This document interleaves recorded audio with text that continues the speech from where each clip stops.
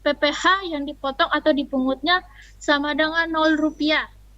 Jadi Bapak Ibu nggak usah pusing-pusing lagi mikir nyari kalkulator gitu kan ya. Udah tinggal masukin aja penghasilan brutonya berapa, nanti dihitungin sama sistemnya. Ya, kalau misalkan nih datanya udah kita masukin, kita klik menu tombol berikutnya. Nah, nanti itu kita akan lanjut ke menu dokumen dasar pemotongan. Dokumen dasar pemotongan itu apa? Ya, misalkan seperti invoice gitu. Nah, ini kita pilih menu tambah, terus kita pilih nama dokumennya. Kita masukkan jenis dokumen, nomor dokumen, dan tanggal dokumen pendukung transaksinya. Terus kita klik tombol tambahkan. Ya, nanti muncul nih setelah kita masukin tadi dokumen dasar pemotongannya, dia akan muncul di daftar dokumen yang telah direkam. Ya, terus nanti kita bisa klik berikutnya untuk masuk ke menu identitas memotong pajak. Identitas memotong pajak itu apa? Yaitu tadi pengurus yang sudah kita masukkan nama dan NPWP-nya di menu pengaturan yang penanda tangan. Kalau misalkan ada 5 gitu ya penanda tangan, pilih salah satu aja, jangan 5-5-nya nggak muat. Ya, sistemnya cuma bisa 1. Kalau udah dipilih itu ya identitas pemotong pajaknya, diklik tuh permohonan, pemindah bukuan, dan klik bagian bawah juga yang dengan ini saya menyatakan. Nah, nanti diturunin ke bawah lagi layarnya, nanti klik tombol simpan. Ya, kalau sudah klik tombol simpan, bukti foto yang telah kita rekam tadi akan muncul di daftar bukti potong. Nah, ini nih tampilan daftar bukti potongnya kan seperti ini. Kalau misalkan kita geser gitu ya, kita geser layar komputernya ke kanan, nah itu nanti akan ada menu tambahan tuh yang ada 5 logo ya, 5 gambar gitu ya. Nah, apa aja tuh? Yang pertama yang kayak gambar mata, itu tombol untuk melihat atau mencetak atau mengunduh, ngedownload gitu ya bukti potongnya. Yang tombol di sebelahnya yang ada gambar pensil, itu tombol untuk mengubah data bukti potong. Terus tombol yang gambar tempat sampah itu buat hapus bukti potongnya. Terus yang gambar kertas itu tombol untuk membuat kode billing. Kode billing itu apa? Bapak Ibu tadi udah dijelasin dengan Bapak Gentur ya teman saya. Kode billing itu adalah kode unik pembayaran pajak. Jadi kan kita udah bikin nih tadi ya bukti potong atas transaksi. Itu kan nanti dihitungin sama sistem tuh tarif pajaknya berapa. Terus ntar ketemu pajak yang terutang berapa, pajak yang harus dibayar berapa. Cara bayarnya gimana Bapak Ibu? Bayarnya itu ke kas negara lewat bank, tapi sebelum ke bank itu harus buat kode billing dulu namanya. Nah, di sini di sistem DJP itu udah memfasilitasi ya, sudah memudahkan. Jadi sudah selesai nanti Bapak Ibu buat bukti potong, bisa langsung bikin kode billingnya. Tinggal diklik aja gitu. Klik gitu nanti langsung keluar kode billingnya. Nah, ini untuk tombol yang bagian kanan yang kayak gambar printer gitu ya, itu untuk mencetak kode billingnya. Nah, ini tadi yang saya bilang ya, cuma buat kode billing, diklik tombolnya. Nah, terus nanti ini keluar otomatis itu kode billingnya, gitu. Udah otomatis, udah ngikut juga dengan kode akun pajak dan kode setor pajak yang udah Bapak Ibu buat, yang udah Bapak Ibu rekam. Terus nanti kalau misalkan mau dicatat atau pakai mobile banking gitu ya, kalau misalkan sekolahnya ada gitu ya, atau kalau mau ke bank dicetak dulu tuh nanti kode billingnya terus di store ke tellernya bisa. Nah, ini tahapan selanjutnya, tata cara pembuatan bukti pungut PPN. Kalau misalkan ada transaksi terkait PPN atau PPNBM, kurang lebih hampir sama ya. Pertama pilih menu PPN, terus pilih menu daftar bukti pemungutan, terus nanti klik menu rekam. Nah, terus nanti jenis pemungutannya itu ada 2, faktur pajak atau dokumen lain. Terus kita masukkan NPWP, nomor faktur, kode keamanan yang warna merah, kemudian klik cek faktur. Nah, ini yang membuat enak lagi nih ya Bapak Ibu, nggak usah repot-repot ya. Jadi nanti kalau misalkan kita masukin nomor faktur sama NPWP, itu langsung otomatis juga nih sistemnya akan narik data dari aplikasi faktur. Jadi tinggal dicocokin aja gitu kan. Terus habis itu Bapak Ibu bisa klik simpan. Nanti data yang sudah disimpan akan muncul di menu daftar bukti pemungutan seperti ini ya. Nah, ini ada harian aksi juga ya, tombol-tombolnya untuk menghapus, kemudian untuk membuat kode billing, dan mencetak kode billing. Oke, tadi kan Bapak Ibu udah ini ya, dijelasin cara buatnya, terus cara postingnya. Cara postingnya itu maksudnya cara ngumpulin bukti pemungutan dan bukti pemungutan dan bukti pemotongan SPT sebelum dilaporkan ya. Jadi kayak datanya kita rekap dulu, kita rekam. Yang pertama, ya ini Bapak Ibu, pilih menu posting, terus pilih tahun dan masuk tahun dan masa pajak, terus pilih tombol cek. Nah, terus nanti ditanya nih, Bapak Ibu, apakah akan memperbarui SPT? Gitu, pilih tombol OK gitu. Terus nanti ada pesan nih, berhasil mengirim bukti potong, klik tombol OK. Nah, ini kenapa sampai sini aja, baru sampai tata cara posting, karena sebenarnya itu nanti setelah tata cara posting, Bapak Ibu tuh harusnya adalah melakukan pelaporan ya. Nah, tapi sampai saat ini masih tahap pengembangan, jadi kami juga baru bisa menjelaskan untuk sampai tahapan posting data saja. Nah, untuk SPT unifikasi sudah sampai ini ya, akhir penjelasannya. Kita lanjut dulu ke SPT PPH pasal 21, gimana pembuatan bukti potongnya. Nah, yang pertama kita pilih menu SPT 21 ya. Terus kita pilih menu bukti potong SPT 21. Terus kita pilih tombol rekam. Ya. Nanti akan muncul tampilan seperti ini, menu perekaman bukti potong pasal 21. Nah, ini jenis bukti potongnya nih bisa dipilih untuk bulanan dan final atau tidak final, atau untuk bukti potong tahunan ya.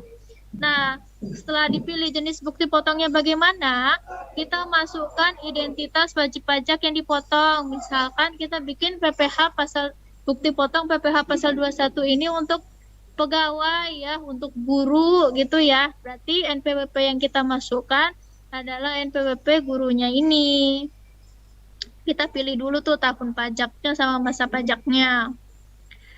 Nah, kalau misalkan kasusnya bukan untuk guru sekolahan ya, tapi untuk tenaga ahli, itu akan diberikan juga nih pilihan fasilitas gitu kan, apakah punya SKB, apakah PPh-nya ditanggung pemerintah, dan lainnya tadi sama seperti menu bukti potong SPT unifikasi. Ya, nah ini yang membuat kenapa si SPT PPh pasal 21 ini dipisah gitu ya, menunya dengan SPT unifikasi, karena ini nih Bapak Ibu, penghitungan PPh pasal 2, pasal 21, itu tuh berbeda dengan PPh lainnya gitu ya. Nih misalkan kita kan tadi udah pilih nih ya kode objek pajaknya apa gitu ya, jenis PPh pasal 21-nya kita pilihnya itu untuk kasus ini nggak pakai fasilitas ya, biar bisa kita hitung pajaknya. Nah, pas kita masuk ke menu perhitungan, kita pilih lagi kan ya jenis perhitungannya bagaimana. Terus kita masukkan jumlah penghasilan brutonya. Untuk perhitungannya ini kalau misalkan Bapak Ibu pengen baca lebih lengkap, itu ada di peraturan DJP ya nomor 16 garing kanan PJ garing kanan 2016. Di situ ada banyak contoh kasusnya, cara perhitungannya. Kalau Bapak Ibu mau baca-baca lebih lengkap bisa langsung cek di internet gitu ya. Nah, kita lanjut ke perhitungan PPh pasal 21. Kita udah masukin nih jumlah penghasilan brutonya. Terus udah masuk angka juga akumulasi penghasilan bruto sebelumnya. Nah, terus kita pilih nih PTKP tahunan yang tadi udah dijelasin dengan Bapak Gentur. PTKP yaitu penghasilan tidak kena pajak. Kalau contoh kasusnya ini ya, PTKP-nya itu 54 juta karena orang yang bersangkutan ini belum kawin dan tidak punya tanggungan ya. Nah, nanti kalau udah kita pilih PTKP-nya, sudah kita masukkan penghasilan brutonya, nanti sistem ini juga akan otomatis Bapak Ibu ngitung tarifnya ya. Jadi nggak usah pusing-pusing juga Bapak Ibu ngitung-ngitung gitu ya pakai kalkulator ya. Insya Allah dengan aplikasinya jadi akan lebih dipermudah Bapak Ibu untuk melakukan kewajiban perpajakan. Ya, kalau sudah selesai kita ke bagian perhitungan pajaknya. Kita masuk ke menu dokumen dasar pemotongan. Ya, kita klik tambah. Terus sama seperti tadi SPT unifikasi, kita pilih nama dokumennya, nomor dokumennya, dan tanggal dokumennya, terus kita klik simpan. Nanti kalau sudah kita selesaikan tuh identitas bukti potong, terus perhitungannya sudah kita masukin, terus dokumen dasar pemotongan juga udah kita masukin, kita ke bagian penandatangan bukti pemotongan ya. Itu sesuai dengan data penandatangan di menu pengaturan. Terus kita klik kotak dengan ini saya menyatakan, lalu kita klik simpan. Nanti data bukti potong yang udah direkam akan muncul pada menu daftar bukti pemotongan SPT PPH 21 seperti ini. Aduh, mohon maaf belum disensor nama-namanya. Ya. Nah, itu sama ya. Nanti kalau kita geser ke kanan gitu ya kursornya, layar komputernya itu ada pilihan tombol ya. Yang pertama itu untuk melihat, untuk mengunduh gitu ya bukti potongnya, atau mengubah, kemudian menghapus ya. Kemudian ada untuk bikin kode billing, itu juga bisa nanti tersedia di aplikasinya. Untuk cetak kode billingnya juga bisa. Ya, kemudian setelah kita buat, lanjut ke tata cara posting, kurang lebih sama juga ya. Kita pilih menu posting, terus kita pilih tahun pajak sama masa pajaknya, terus klik tombol cek. Nah, baru sampai situ aja juga nih Bapak Ibu, kami bisa menyampaikan untuk SPT PPH 21-nya. Karena tata cara pelaporan SPT masa unifikasi dan SPT PPH pasal 21 itu masih dalam tahap pengembangan. Nanti kalau misalkan aplikasinya sudah diselesaikan oleh kantor pusat dan sudah bisa digunakan oleh Bapak Ibu semua, dan Bapak Ibu mengalami kesulitan, nanti bisa konsultasi kepada kami, nggak apa-apa. Untuk kontak kami ini Bapak Ibu ya, ada nomor WhatsApp-nya 0813 1475 8344 atau dengan email kpp.063 ya, yang simbol A gitu ya, @pajak.go.id. Atau kalau mau cek Instagram ya, biasanya nanti kita ada sediakan kelas pajak juga, itu di Instagram username-nya Pajak Setiabudi 3. Oke, ini materi dari saya sudah selesai Bapak Ibu ya. Saya akhiri untuk share screen-nya mungkin. Kalau misalkan ada pertanyaan Bapak Ibu bisa ditanyakan kepada saya atau kepada rekan saya Bapak Bentur ya. Mungkin kepada Bapak Agus atau moderator host lainnya bisa dibantu untuk pertanyaannya.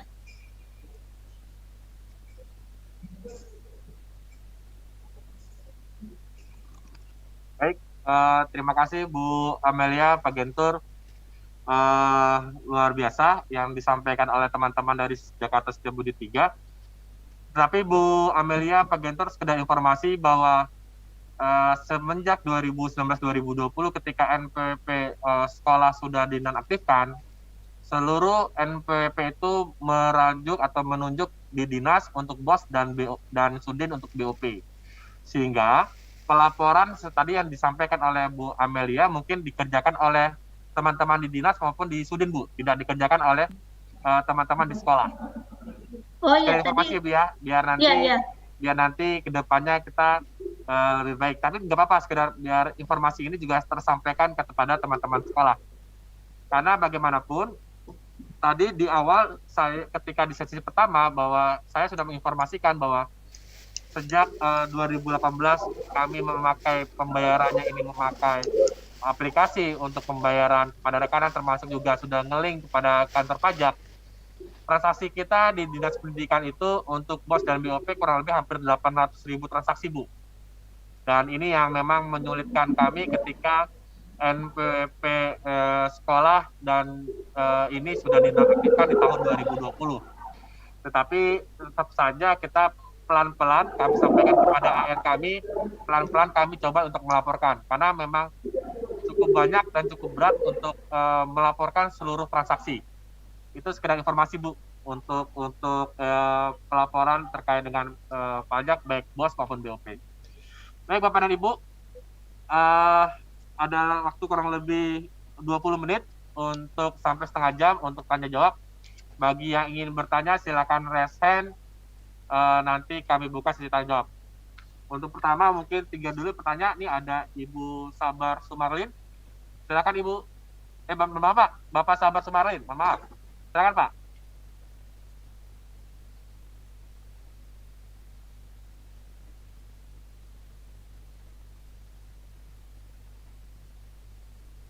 Masih di mute Pak Sabar?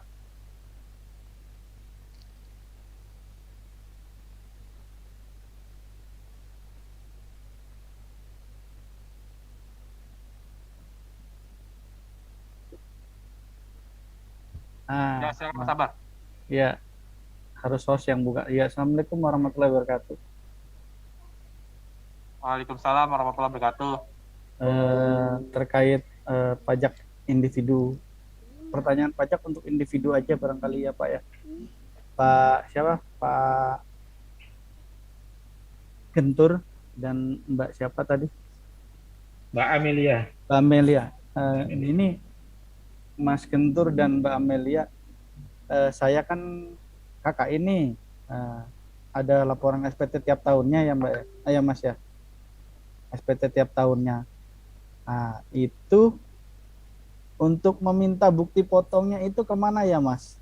Sebab ini kita pernah minta ke dinas, alasannya kalau KKI tidak kena pajak, masih di bawah 54 juta. Saya total itu 51 juta sekian.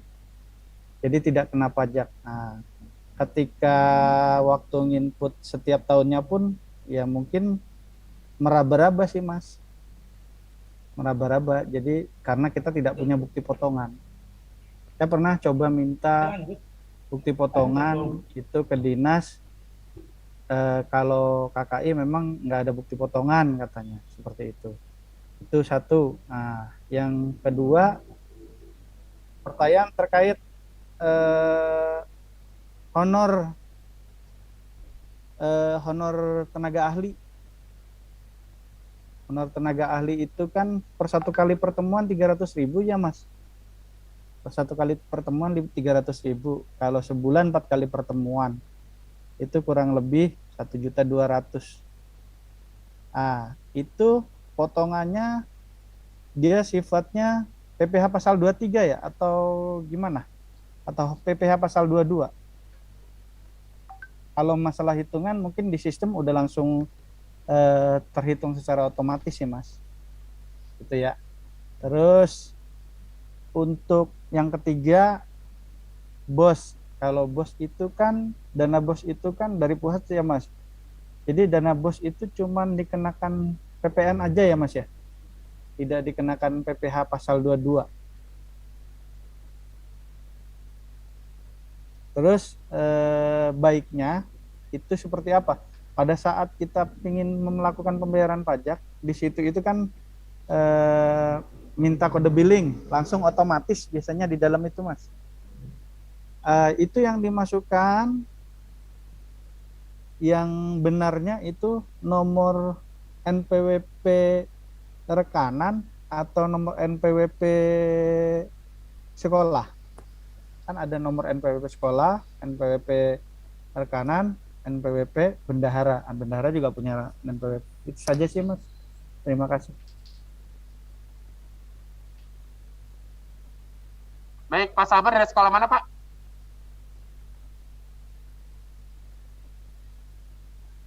Halo Pak Sabar dari sekolah mana?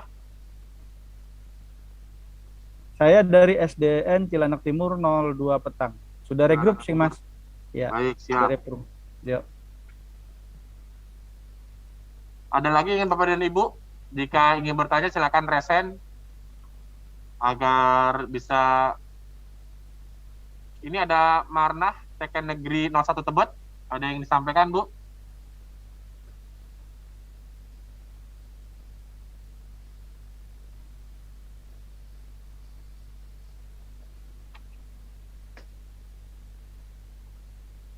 Baik, sambil menunggu Pak, mungkin Pak Gentur bisa menjawab terlebih dahulu Pak, dari Pak Sabar Pak. Silakan Pak.